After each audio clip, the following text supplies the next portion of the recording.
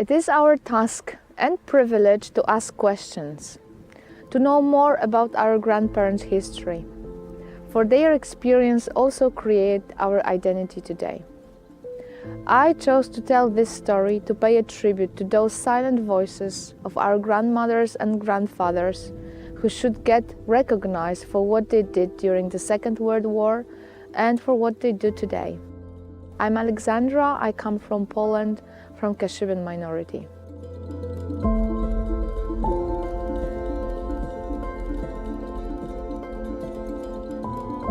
We own inclusion of those untold stories in the wider narration. It is my hope that those histories from below will be heard. How much do you know about everyday life of your ancestors? Those tiny acts of faith, hope, and courage. How it affects you. Their contribution in helping Jews during Holocaust, rescuing dying children from the Death March 1945, and also nowadays helping the refugees from Ukraine. All those acts should empower us. Why some stories were unremembered and untold?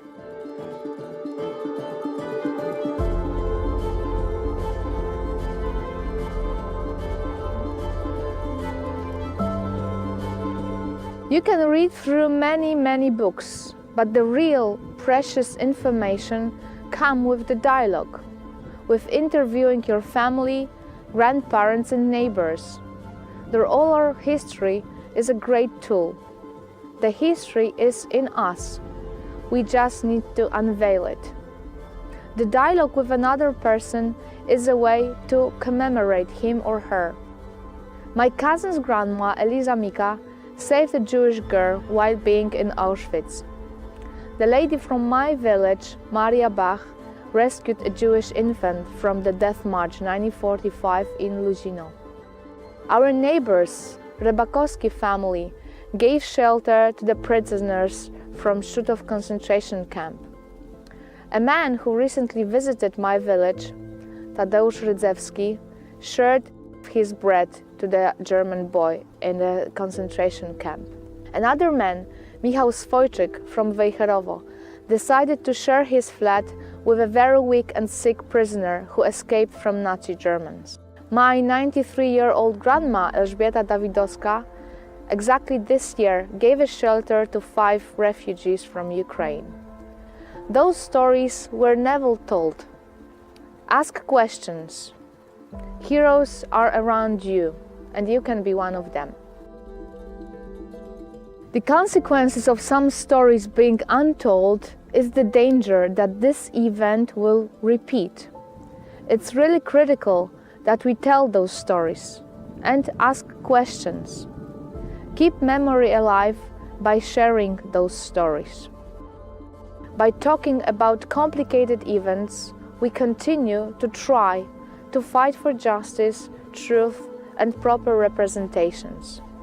It's really important that we tell those stories, bad and good ones, as the attempt to ignore uncomfortable subjects is the worst solution. We should ensure that those stories appear in history classes. Local history needs to be empowered. Teach the history together with critical thinking. History is not only the past, it's also a declaration for the future. When you listen to real people, when you touch their memory and their experience, you start believing that you can also be brave. You can act and help and support others. Those humble, silent heroes do not even see themselves as heroes. They often say, everyone would act the same, like me. Or, my parents brought me up this way.